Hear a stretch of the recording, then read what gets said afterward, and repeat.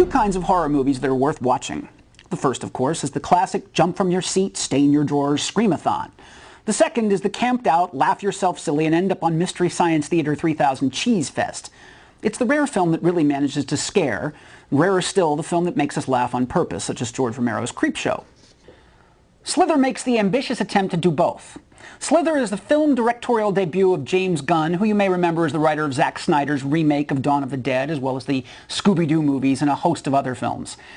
Gunn is a total devotee of 80s horror films and has made what clearly comes across as an homage to his heroes.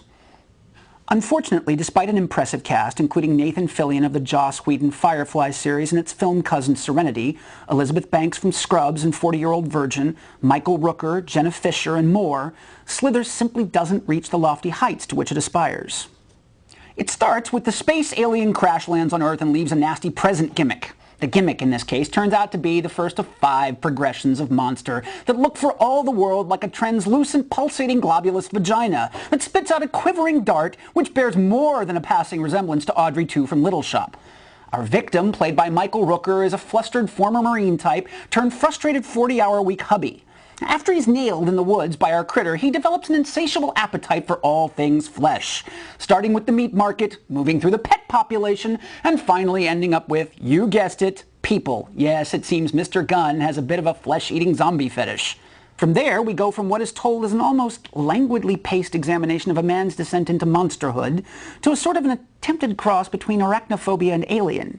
Now, I won't spoil the surprise, but for those of you who've never seen Woody Allen's Everything You Always Wanted to Know About Sex, think giant disembodied breast that talks.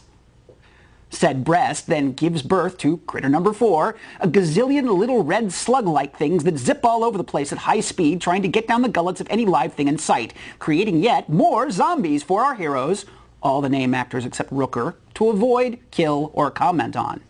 Sounds like goofy fun, right?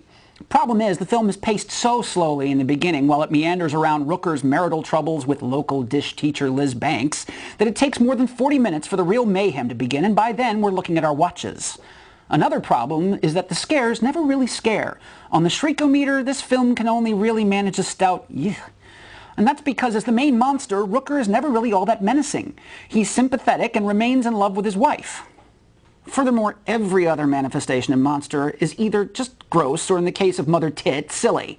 The slugs look more like giant mutated red sperm, which, let's face it, ain't all that menacing unless you're wearing Armani. Worse still, they squeak like mice. Squeaking sperm? This is not to say that the film is a total train wreck by any stretch. The actors, especially Nathan Fillion as Sheriff Bill Pardee and the aforementioned Liz Banks, have terrific chemistry and really all go for their roles. The most fun being Greg Henry, late of Gilmore Girls and United 93 as Mayor R.J. McCready. Does that name sound familiar, Carpenter fans? Henry has a spaz-out moment in the back of the sheriff's car that shows just how much fun everyone's having. The DVD features the film as released, plus extras, which are so-so. Of the deleted scenes, only the meat market file is a real keeper. The effects sequence with John Gadecki will teach you things about the adult toy industry as well as our sperm slugs that you may find interesting or disgusting depending on your proclivities. And the Gorehound grill with patented blood recipe is mildly amusing and informative. The rest, unfortunately, is snoozeville. A word to the producers about gag reels. Gag reels do not work if they're planned or produced. This isn't America's Funniest Home Videos. They need to be impromptu, unintended, and unstaged, so please forget the sound effects. Sadly, despite all the good work, great production values, and obvious love thrown in, Slither never really scares and never really makes us laugh our butts off. And we want it to. It's not terrible, it's just not as good as it or we wanted it to be. That's it, I'm Nick Hoffman. See you next time.